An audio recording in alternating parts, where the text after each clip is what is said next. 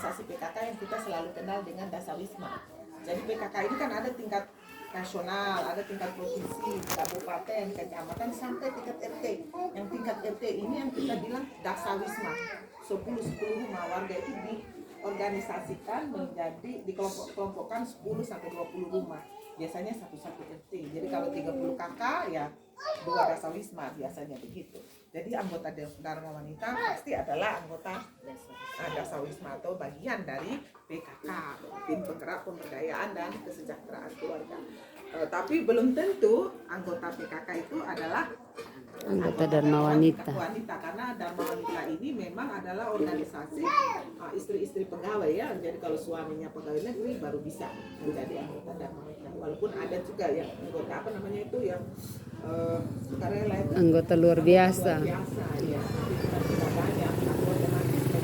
Setiap istri pegawai negeri pasti anggota Dharma Wanita. Jadi keduanya ini bersama-sama ketika melaksanakan berbagai program pemberdayaan untuk kesejahteraan masyarakat. Kalau gandeng bersama-sama termasuk dengan Persir, dengan ini Bayangkari, kalau gerak bersama semua lebih mudah dan lebih cepat. Kita berusaha untuk menggandeng semuanya supaya kita sama-sama ke lapangan dan mengintegrasikan program dan kegiatan kita masing-masing supaya satu kali turun.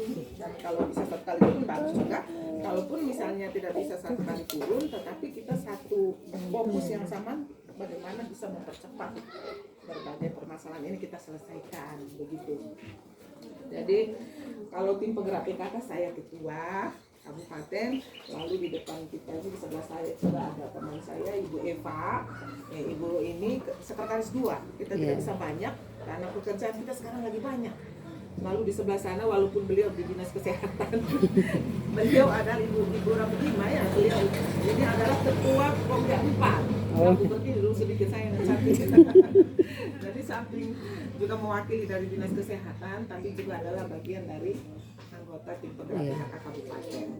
Jadi kita 3 saja ya yang dari PKK. Tim penggerak PKK kabupaten. Kalau beliau ini mewakili Dharma Wanita kabupaten.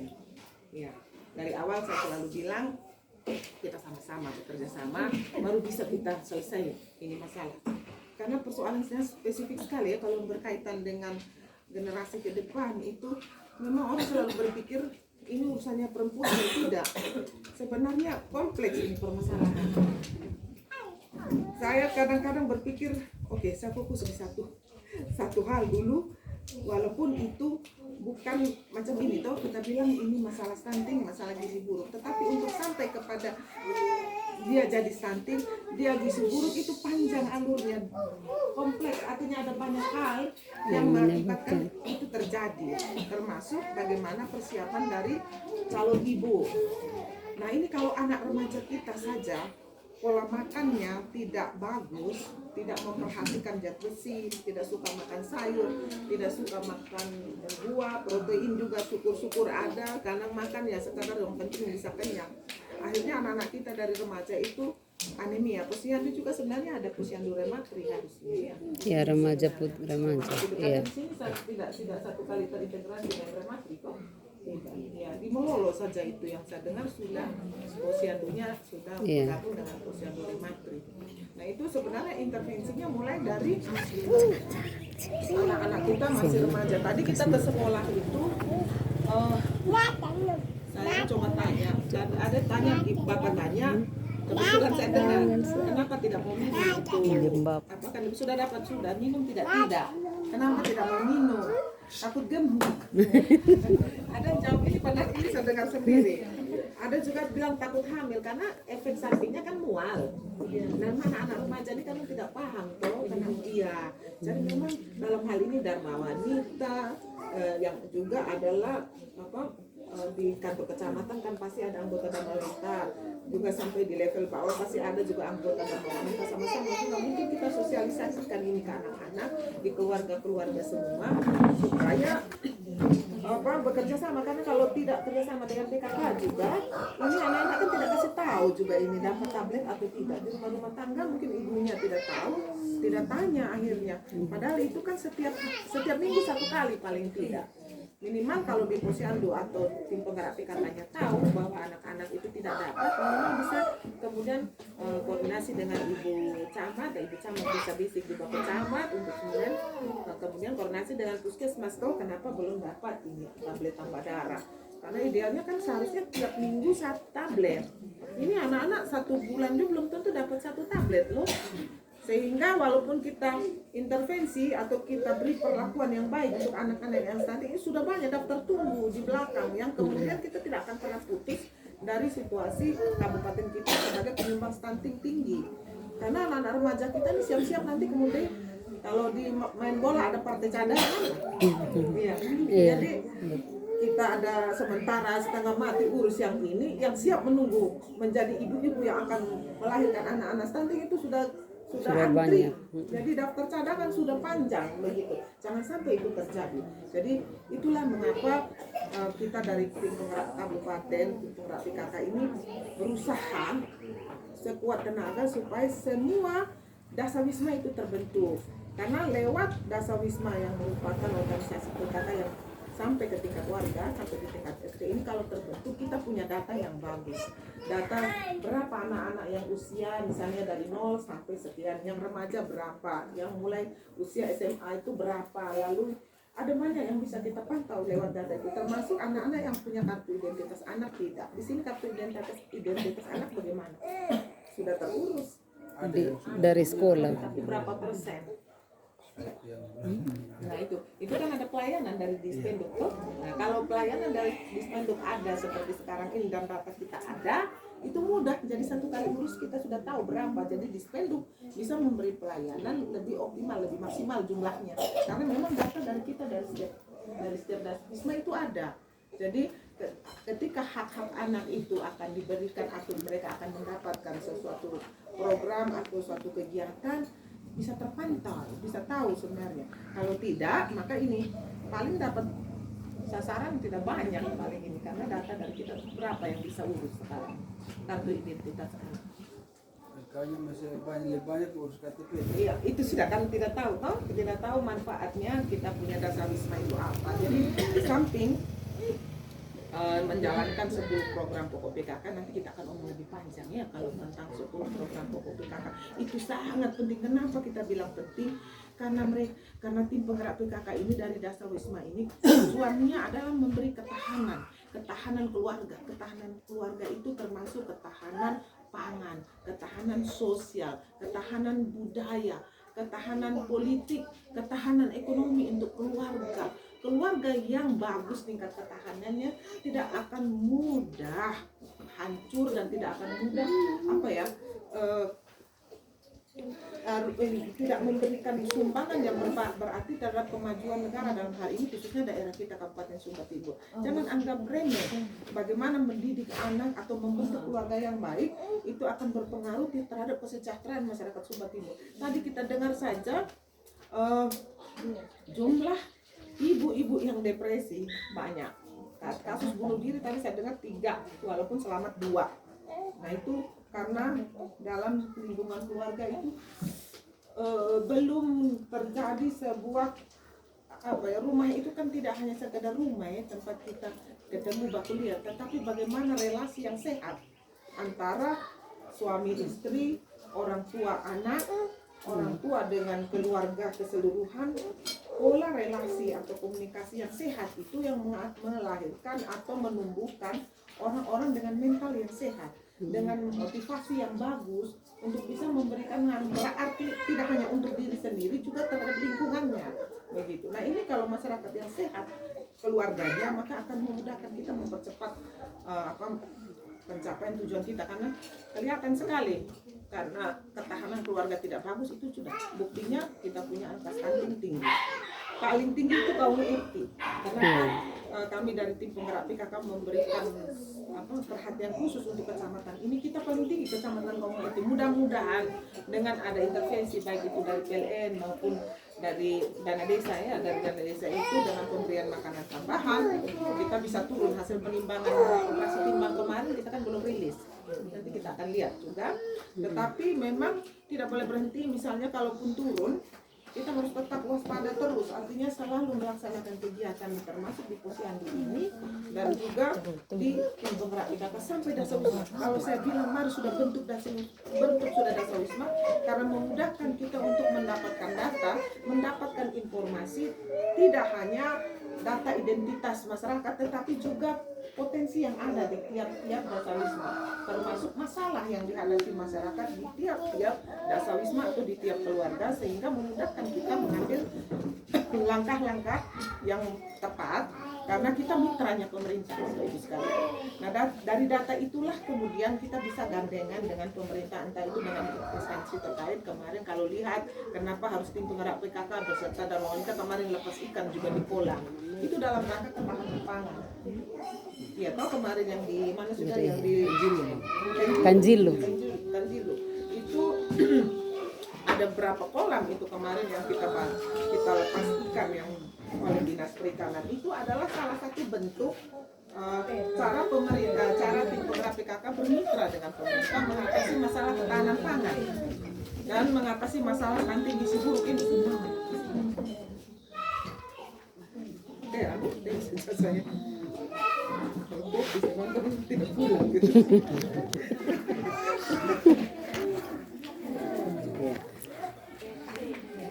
Luar biasa kompleks.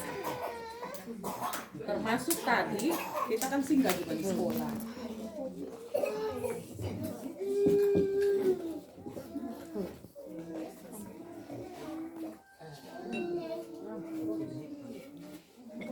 Jadi masalah tentang pembentukan dasawisma juga kaitannya dengan pos pelayanan terpadu berkaitan dengan kesehatan anak-anak, kesehatan keluarga.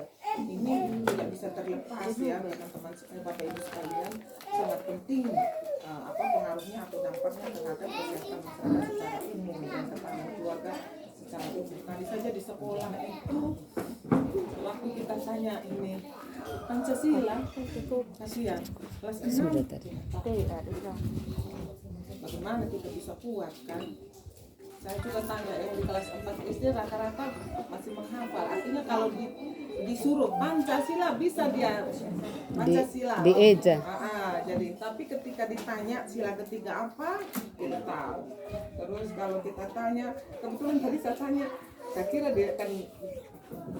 dia terhumbat. Saya tanya nama Jawa tuh dari mana? Saya orang Jawa tuh bilang. Saya orang Jawa, Bapak orang Sumba. Jadi saya tanya teman-temannya, kalau orang Jawa, orang Sumba, orang ini, orang itu, kita sama-sama, duduk sama-sama, kita bermain sama-sama, kita saling memperhatikan, tidak olok satu sama lain, itu masuk sila keberapa? Bingung anak-anak, tidak tahu. Jadi yang berkaitan dengan dasar negara saja, itu bagian dari Jogja 1. Orang Batak. Saya Mamanya Batak. Imam selo. Kenapa kita harus belajar budaya kita itu kan kebanyakan, kenapa nama saya ini juga kan keluarga kalau tidak bisa memberikan pemahaman yang baik buat anak-anak, juga anak-anak kita tidak tumbuh menjadi anak-anak yang berkarakter. Contoh sederhana saja, kalau Bapak Ibu kan ada satu anak itu, satu anggota dewan toh yang nama Rambukonda dulu kecil itu pernah menangis dikasih nama seperti itu. Iya. Tidak terima.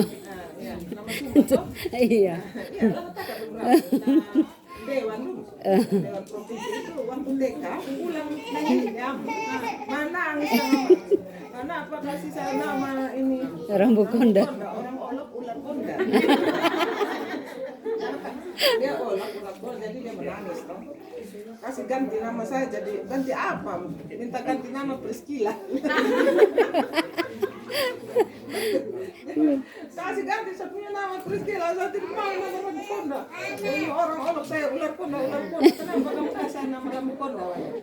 Nah tapi karena saya mengerti budaya, saya mengerti arti nama itu.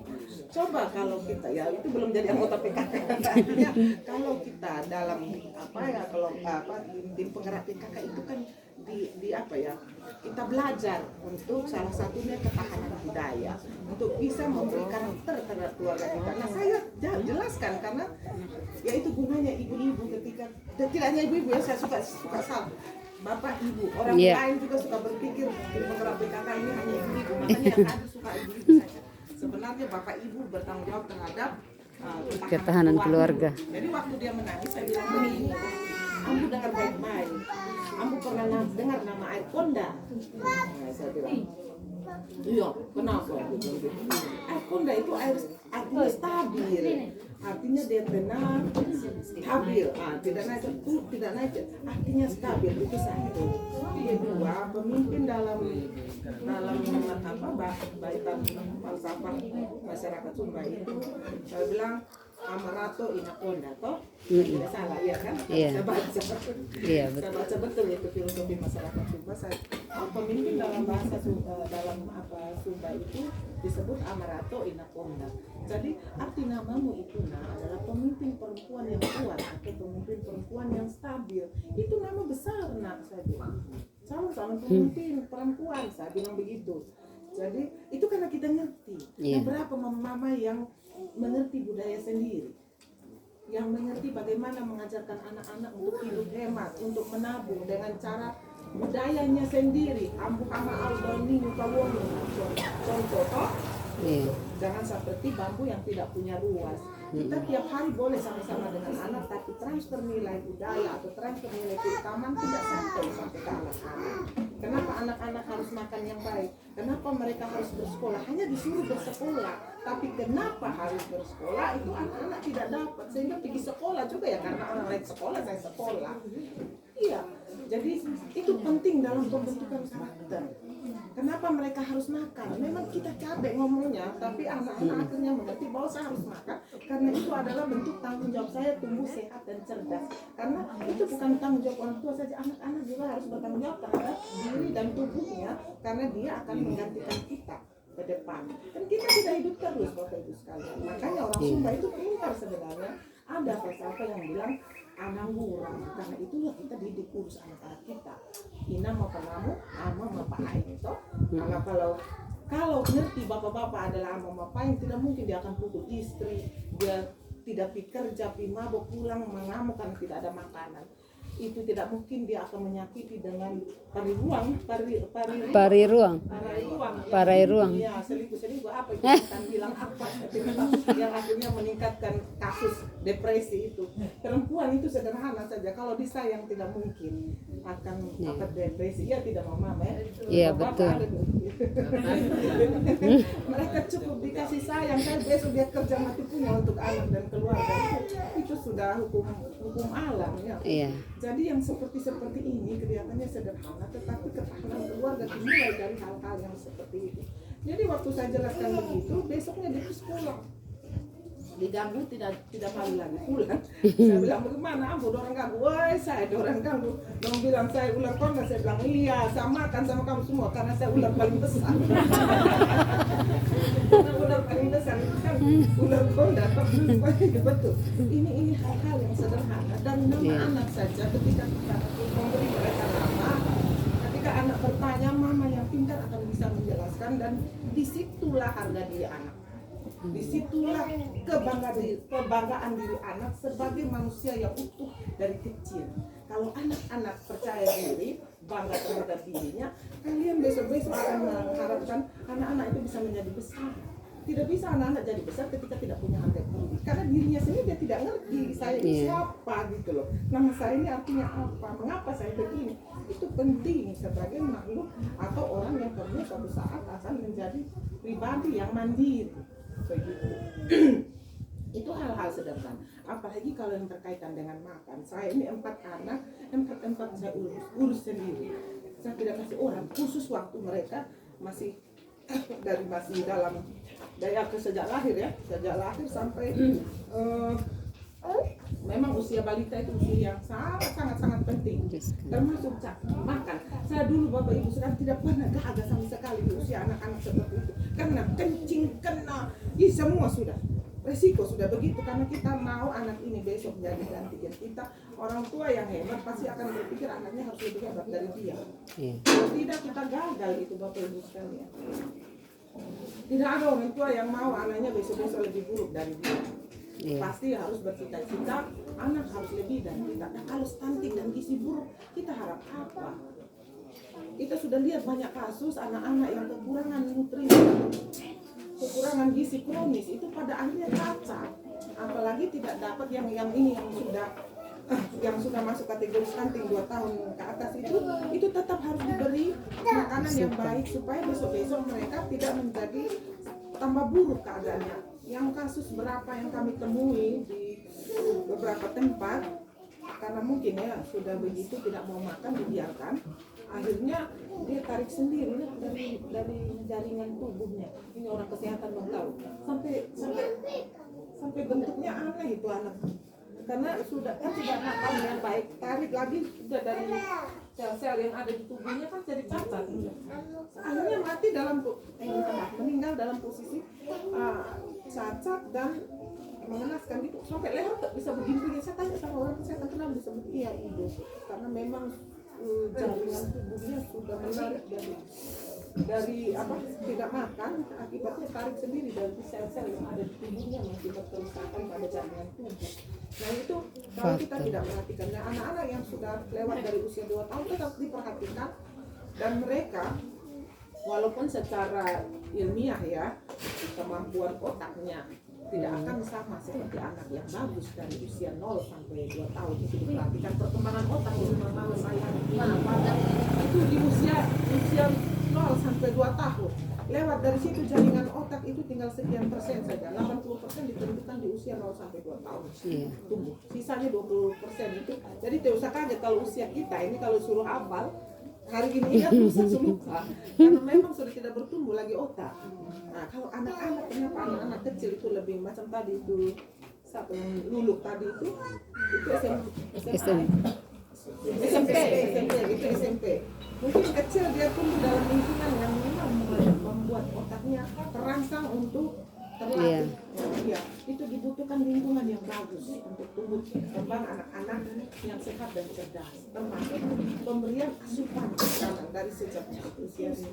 Kalau saya perhatikan teman-teman Bapak Ibu sekalian, saya suka merasa kok bisa ya daerah kita yang begini subur, apalagi kaum Eti ini yang tertinggi stunting isi buruk. Sebentar saya mau tanya kenapa? Karena kalau kita lihat subur sekali. Kalau hanya tanam sayur, bayam, tanam piara ayam itu dari dulu kan memang kita punya orang tua ajar. Ini orang Sumba ini setiap anak perempuan pasti dia bilang toh, kan ada baik kan ada kalau kita menikah dia bilang karungu uta uwe toh. Tapi itu tidak lagi sekarang. Iya, karungu panimanu uta uwe, karena iya. Saya suka memperhatikan hal-hal yang begitu untuk bisa mengerti kenapa pas ada yang maju, kenapa saya punya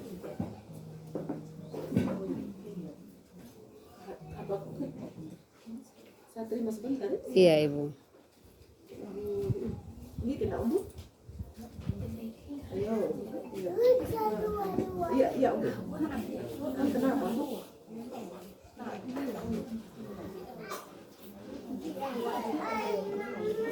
Untuk di mana? Oh iya, oke, di samping. Terima kasih. Iya. Baik. Alhamdulillah, tapi itu satu hal yang memang saya sampaikan karena kita tidak bisa punya waktu yang panjang, tapi apa yang sudah disampaikan tadi baik oleh Ibu Camat, Ibu Kader, semua kita perhatikan termasuk pembentukan pengusulan untuk SK Posyandu. Tetap itu kita perhatikan. Mungkin karena selama ini usulan sudah ulang sudah, tetapi proses atau kegiatan tetap berjalan karena itu ada tanggung jawab kita untuk generasi masa depan orang Sumba. Sebenarnya kalau saya mau omong kita malu sebenarnya. Ini nanti pengamu anaknya adalah umat tahu ini kasarnya begitu karena sebenarnya orang Sumba itu punya mental, itu bukan mental miskin dan bukan mental inilah dakarnya murid dapat dia memang tidak ada. Kita itu budaya untuk kasih makan anak di umat tahu. Sebenarnya makan di rumah sendiri itu paling terhormat. Jadi saya mau menggugah rasa kepedulian kita ini kembali sudah ke karakter dasar orang Sumba itu orang mental kaya. Tidak ada yang dulu pergi di rumah tetangga atau pergi di rumah keluarga kosong, tidak pernah. Saya masih alami itu, paling tidak dia bawa ayam karena malu. Jadi itu sebenarnya mental orang kaya. Tapi kenapa sekarang kita sampai makan pun kita harus kumpul di kantor desa. Itu turun kita punya Nilai budaya. kualitas menghargai diri sendiri begitu. Jadi mari sudah tanam sudah, makanya Dasawisma kita minta hidupkan supaya kita sama-sama saling motivasi, sudah bikin sudah itu kebun Dasawisma yang namanya terintegrasi 3K, kebun, kolam, kandang. Nah nanti sama-sama kita lihat ada gizi buruk stunting, mari sudah kita urus sama-sama di lingkungan kita masing-masing. Tidak usah kita bawa rame-rame makan. Laku lagi kita pakai bibir merah, kita pakai kaki mandi, laku lagi PMT. Itu kalau bahasa kasarnya mau pergi di mana? Saya tidak sanggup kasih makan anak di rumah, sekarang urusannya Bapak Desa kan begitu. Urusannya pemerintah. Tidak dulu kan kita orang tua tanggung jawab sudah sama anak, kita kerja kasih makan kita buat anak yang terbaik. Tugas pemerintah betul sudah memberikan vitamin, tablet tambah darah, obat cacing, yaitu lewat dinas-dinas. Tapi masa kok kasih makan anak kita untuk menggantikan besok-besok kita ini juga kita tidak bisa dengan apa orang bilang itu saya suka bilang runu katiwala ini itu wajah raina untuk kerja ramah atau supaya kita punya keluarga ini, karena memang kalau kita lihat tidak ada yang bisa menjadi alasan untuk kita tidak bisa kasih makan anak kita kalau kita ngaji. Ya, kemarin saja di Pegawai itu ada yang mengamuk karena ini makan itu saja bilang begitu. Harusnya kan dia malu sampai bawa anak juga makan, harusnya ya. Nah ini tugas kita di Dharma Wanita lewat keluarga-keluarga di ASN dan lewat nanti keterlibatan di setiap RT, karena anggota Dharma Wanita juga menjadi bagian dari RT. Kalau di RT-nya Bunda Dora ini Dharma Wanita belum bentuk ini Dasawisma, mau saja Pak RT mana kita punya Dasawisma begitu. Kalau perlu jadi ketua Dasawisma anggota Dharma Wanita, karena biasanya Dharma Wanita orang-orang yang sekolah lebih bagus dan punya pengalaman lebih bagus ya biasanya, karena banyak mendapatkan kegiatan-kegiatan yang sudah mungkin wawasan lebih bagus. Nah itu bisa jadi ketua-ketua Dasawisma di RT masing-masing. Kita cepat sudah atasi masalah stunting di sini, ketahanan keluarga, ketahanan pangan, ketahanan ekonomi, ketahanan politik. Kita tidak tahu besok-besok kita ke anak ini ada yang menjadi bupati seperti yang dibilang, ada yang jadi anggota dewan provinsi pusat sana. Bagaimana bisa jadi kalau anak-anak saja mamanya saja tidak mengerti, bapaknya tidak mengerti, kenapa harus main politik? Orang selalu berpikir politik itu dunia laki-laki, tidak, dunia semua orang, dunia semua warga. Termasuk kenapa mereka sekolah itu juga penting, karena kalau tidak anak tidak mengerti. Tidak Bapak lihat. Sederhana, contoh misalnya anak kita bangun lambat, kita bilang, nah kenapa kau bangun lambat? Karena anak mengamuk tuh kalau kita bilang, kita tadi malam tidur sampai jam begini, kita masih kerja tugas begini begitu tuh. Ya kalau tidur bangun jam begini, bagaimana bisa belajar? Kan waktu itu lagi COVID tuh, jadi sering Kerja tugas. Om kosong sudah. Itu kalau itu banyak alasan.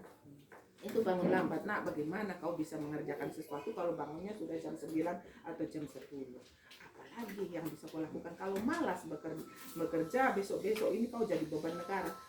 Kita bangun lambat saja sudah urusannya beban negara. Iya, karena orang yang tidak pintar hanya akan menjadi beban negara. Besok-besok kalau kau kawin urusan negara, kau melahirkan urusan negara, kau ini mau sekolah anak PKH, mau makan rastra, mau masuk rumah sakit isi BPJS, semua kau tanggungkan pada negara karena kau sendiri tidak bisa mandiri, pintar supaya bisa mengatasi masalah begitu dan bisa bekerja untuk menghidupi diri sendiri, karena itu untuk harga diri. Tapi kalau anak-anak tidak pintar tidak harus artinya dia dokter ya, tetapi punya skill juga, itu bagian dari pintar untuk memberi kemampuan untuk bisa mandiri. Nah itu tugas kita di keluarga, tugas juga PKK dalam hal ini di setiap Dasawisma. Nah omong ini nanti kita akan panjang, tapi satu hal yang perlu saya titip di sini adalah terus sudah kita sama-sama termasuk dalam pemberian PMT. Kalau saya lihat tadi memang harus ada kreativitas ya. Kalau usia di bawah 2 tahun itu terlalu keras kalau kita kasih beras merah, karena memang sudah dari dana desa seperti itu, campur saja dengan beras putih dan kasih lebih lembek, berkuah, dan tampilan juga harus menarik. Namanya anak-anak saya, anak 4 itu caranya macam-macam. Itu termasuk yang pernah pulang tidak makan itu. Saya tidak sempat bikin ini ubi dalam bentuk menarik, saya isi saja lurus-lurus ubi begini dengan pisang kupas, tidak kupas, artinya masih dengan kulit-kulit, bawa dia TK atau kayak di sekolah. Dia pulang ini lapar, pulang langsung duduk di kursi, buka ini makan ini ubi, makan ini pisang. Saya bingung kenapa dia tidak makan di sekolah tadi toh. Saya bilang, Ambu kenapa tidak? Kau lapar? Iya, dia angkat kaki. Iya, kenapa Ambu tidak makan di sekolah? Ayo kita malu mama. kita malu mama. Nah kita peka kalau anak-anak ngomong buku begitu, jangan kita marah lagi anak-anak. Kitanya yang harus pintar. Karena mereka berhak untuk mendapatkan yang kasih sayang. Karena tangan kita mengolah makanan itu menjadi sebuah kerindungan dan kenangan hidup, itu kan kenangan besok-besok. Mereka kecil tidak akan bisa diulang lagi ketika sudah besar. Nah ketika dia besar pergi kemanapun pulang ingat mama dan bapaknya, karena ada kenangan-kenangan indah yang kita ciptakan di rumah. Nah itu bagian dari kenangan, memberikan anak-anak memori yang bagus. Keluarganya besok-besok pun dia akan membuat yang seperti itu. Dan tidak ada yang depresi-depresi gitu. Iya betul, dia bawa pulang tidak makan di sekolah. Karena biasanya saya bikin model-model, saya parut, tapi hari itu saya tidak sempat. Nah apalagi anak-anak, jadi tolong ya teman-teman di posyandu lebih berkreativitas, teman-teman di puskesmas kami titip dulu itu yang tablet tambah darah itu kayak apa kok anak-anak tadi bilang tidak dapat per minggu dan ada yang sama sekali tidak dapat. Nah mungkin harus gandeng sudah dengan PKK. Kalau itu harus gandeng dari PKK. Jadi ibu saya nanti itu kepastian anak-anak minum itu obat tablet. Bukan obat ya, itu tablet penambah darah. Penambah darah. Kita bersama sudah dengan PKK karena kalau di sekolah ada yang mengaku tidak dapat dan tidak minum uang karena dia bikin mual memang. Bikin mual dan apa suka lambung agak perih itu. Bau juga. Makan dulu. Iya bau kan itu ya. Iya. Jadi itu kerjasama. Jadi dari Dinkes bersama sudah dengan PKK setempat dan pemerintah kecamatan, dari puskesmas juga gandeng sudah PKK karena tidak bisa kalau sendiri-sendiri. Tidak bisa, pada akhirnya kita semua yang merasakan dampaknya menjadi kabupaten ini apa kabupaten yang terkenal dengan miskin, stunting dan segalanya yang jelek-jelek itu. Nah itu bisa selesai kalau kita semua bersama, entah itu dari instansi terkait, entah itu dengan pemerintah kecamatan, entah itu dengan organisasi-organisasi termasuk organisasi Dharma Wanita, Persit, apa itu tadi? Bayangkari, ada banyak LSM, termasuk kemarin PLN ya, dan dari dunia usaha, dari BUMN, termasuk berbagai organisasi. Tadi saya dengar ada yang dari Korea itu. Siapa sudah? Yang kasih bantuan di sekolah itu. Pendeta siapa dia dari Korea ini kan banyak pusat ada apa? Pendeta Choi. Kita kan boleh kok kerjasama dengan berbagai lembaga, tidak hanya harap dana APBD saya. Ada banyak hal nanti kita ajar nanti pertemuan khusus hasil dari seluruh perkunjungan ini nanti kita akan evaluasi dan itu akan kita kasih sampaikan juga kembali feedbacknya ke PKK ke kecamatan, termasuk juga nanti kita akan ketemu dengan